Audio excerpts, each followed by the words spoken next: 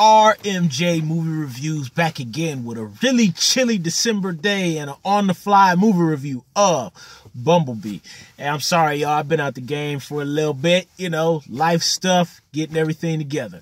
But, Bumblebee, well, I must say, of course, for the millionth, trillionth, billionth time, I'm an 80s baby, so of course I grew up on the Transformers cartoon.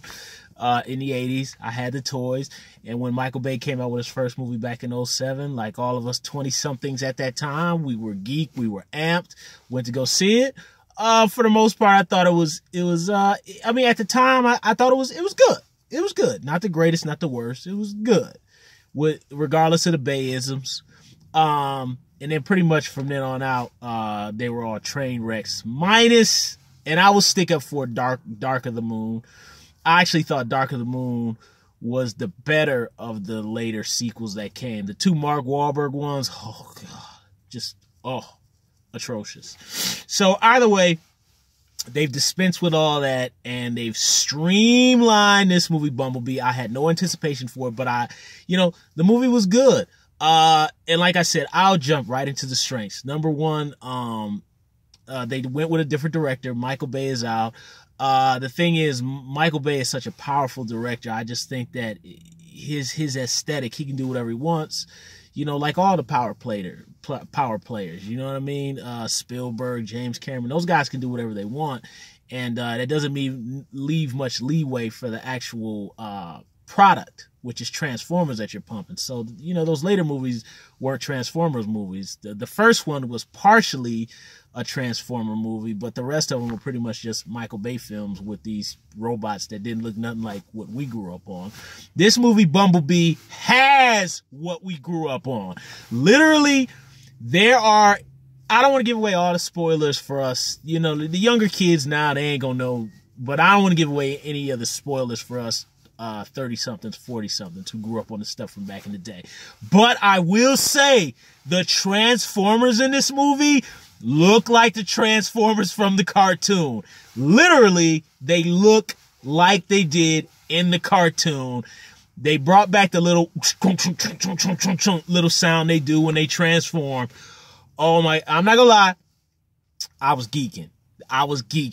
Cybertron, I was geeking. I was like, yes. I think all of us old guys were just like geeking. The children that were with us, they were just kind of like, they were just like, wow, robots, wow. But us grown men in our 30s and 40s with our nieces and nephews and our children, we were just like, oh my God, yes. It was great. It was really great. I'm not saying the movie was great, but it was great that we finally got, this is the real Transformers movie we've been waiting for. And of course, other people have said that basically this is E.T. or Mac and Me or whatever kind of movie where some alien creature comes into the lonely kid, recently dead parent household. That's all true, but that's fine. You know what I mean? That's fine. The fact that this movie takes place in the 80s, perfectly fine by me. I think the whole recent 80s craze, and I'm going to digress a minute. I think I left it I said in one of my previous videos about how when I was a film student in college, this is back like 05, 06, that I had did a treatment for this horror retro script that was an homage to 80s movies. And anyway, we had to be voted in the class, and everybody in the class was like, no, nobody wants to see an 80s movie, blah, blah, blah, blah. Nobody cares about the 80s.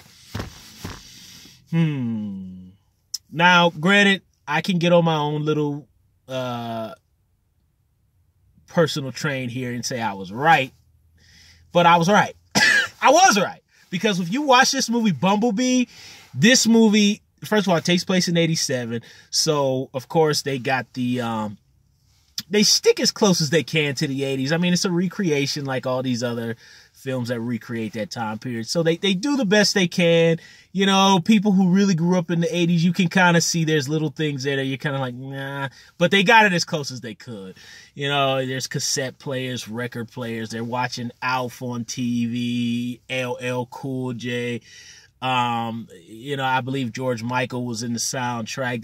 The Breakfast Club, Weird Science. I mean, they were just like hammering on the 80s. Like, this is 80s. This is 80s. The Cars. I think the little brother has a Bruce Lee shirt on. He says, take him to karate class. All of us back then who used to watch kung fu movies on TV, well, excuse me, they were karate movies back then that we used to rent on video and used to watch. And those of us remember we used to wear our little karate shoes with the little thin white layer on the bottom of the black shoes. Did y'all used to have those? I did. But it hammers on the 80s aesthetic. The girls have, what are they called? I think are those called bangs? Yeah, the girls have bangs. The girls wear the heavy blue eyeliner and the lipstick and the colorful outfits and all that. So it really, it's fun to watch for those of us who grew up in the 80s. It's very fun. And the movie, what it does better than the Bay movies is it slows down a little bit. There's not so many cuts in the action. The camera angles are wide. It takes away the number of Transformers, which that's great. The most amount of Transformers you see in the movie is on Cybertron, which is fine.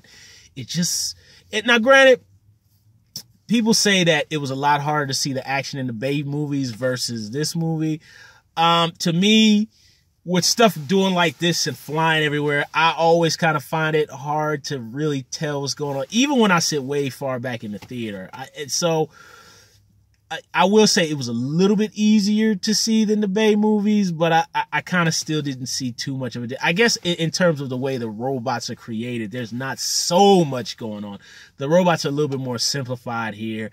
There's not as many villains, which I like. That was nice. I really like that they took down the number of robots. They took down the number of action sequences. There's not so many dolly shots. And I love Michael Bay's dolly shots. They look really cool, but it's nice that it slows it down a little bit, and not all the comedy hits, some of the comedy is off, but that's fine. I mean, I like that the comedy is a little bit more, gentle. It's not, it doesn't come from a mean-spirited place like I think the Bay movies did. When you have comedy that's directed around stereotypical racial humor, sexual preference humor, drug humor, statutory rape type of humor. There's just a nasty edge to the humor and cheap jokes, I think, in the Bay movies. And here, not all the jokes hit, but I think it's a lot more gentle. It's just not as mean, and I just really liked it. And don't get me wrong, I like my share of mean films too, but it's nice that this is more suited for children, I think. And for those of us that are adults and want to take our nieces and nephews or kids or whatever, it's a lot. It's just more. It gives us a little bit of a relief too, because we know that they can enjoy it, and we don't have to just sit there and just like wince and go like, oh God, I don't know if he'll understand that, So I really, really enjoyed this film. I thought it was a great time at the movies.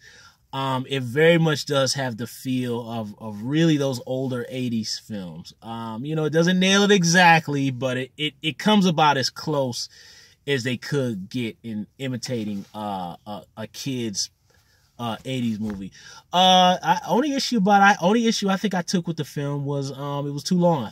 I just thought it was too long. I mean, I just don't see why I just can't go back to the days when these movies can be at the longest an hour and 40 minutes. I mean, this is an hour and 40 minutes. At the long, maybe an hour and 45 worth of material. These movies don't have to be 2 hours. But all in all, Bumblebee was a great time. It was a lot of fun. It was the Transform movies we all been waiting for. I just hope they stay on this pace from here on out.